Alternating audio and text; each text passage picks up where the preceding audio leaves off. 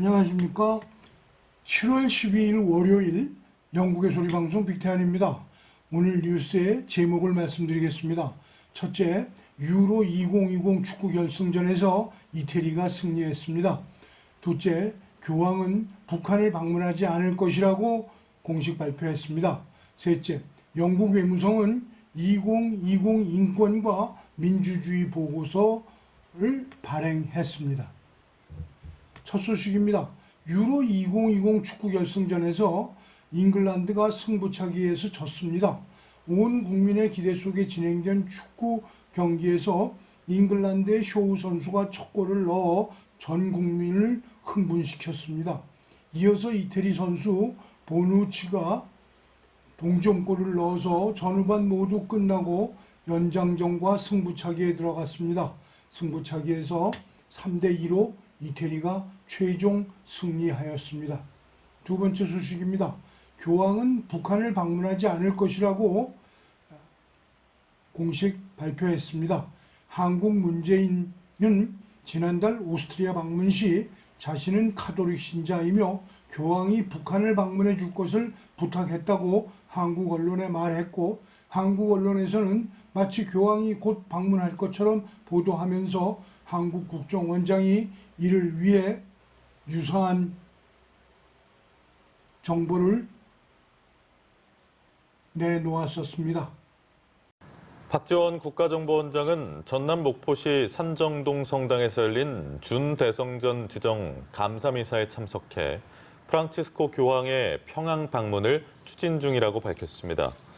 박 원장은 미사 축사에서 김희중 대주교와 알프레드 슈에레브 대사를 만나 교황께서 평양을 방문하도록 요청하기 위해 이 자리에 왔다며 한반도의 평화를 가져올 수 있도록 기도해달라고 말했습니다. 김희중 대주교의 주례로 진행된 미사에는 주한 교황대사인 알프레드 슈에레브 대주교와 김영록 전남지사 등 200여 명이 참석했습니다. 교황청 국무원장인 피에트로 파롤린 추기경이 교황청을 방문한 박병석 국회의장을 만나 프란치스코 교황이 북한에 가고 싶은 것은 확실하다고 밝혔습니다. 파롤린 추기경은 교황청이 북한과 채널 유지를 위해 노력하고 있다며 북한에 초청장이 오길 바란다고 말했습니다.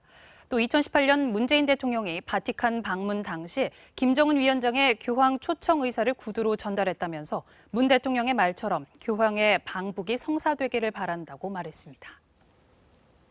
그러나 교황청에서는 확실하게 선을 긋는 발표를 하였습니다. 미국의 소리 방송 영상으로 보시겠습니다. 한국 내에서 교황의 방북 추진이 거론되고 있는 가운데 프란치스코 가톨릭 교황의 평양 방문 가능성은 거의 없다고 교황청 고위 관계자가 밝혔습니다.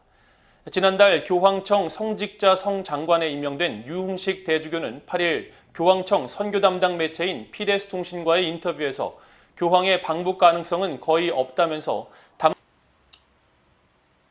세 번째 소식입니다. 영국 외무성은 2016년부터 6번째 발행하는 인권과 민주주의라는 보고서에서 6년째 연속으로 북한을 인권 우선 대상국으로 지정하였습니다. VOA 영상으로 자세한 내용을 보시겠습니다. 영국 외교부가 8일 발표한 2020 인권과 민주주의 보고서입니다. 영국 정부가 인권 상황이 열악한 나라들을 인권 우선 대상국으로 지정하기 시작한 지난 2016년부터 북한은 6년 연속 이 명단에 포함됐습니다.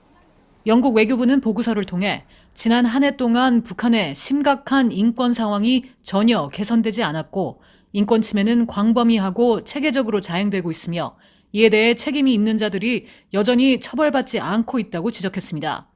또 북한은 헌법 등 문서상으로는 표현과 종교, 언론, 집회, 결사의 자유를 보장하고 있지만 실제로는 주민들이 어떤 자유도 누리지 못하고 있다면서 북한 당국은 이 같은 인권 유린 의혹을 계속 부인하면서 유엔 인권 최고 대표 사무소나 북한 인권 특별 보고관과의 협력을 계속 거부하고 있다고 설명했습니다.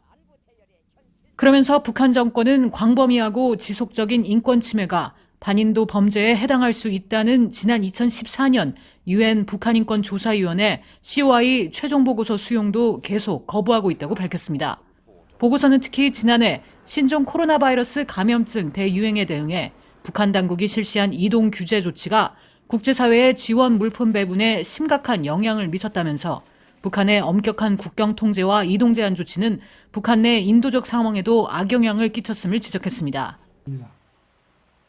오늘 방송을 마치겠습니다. 시청해 주셔서 감사합니다.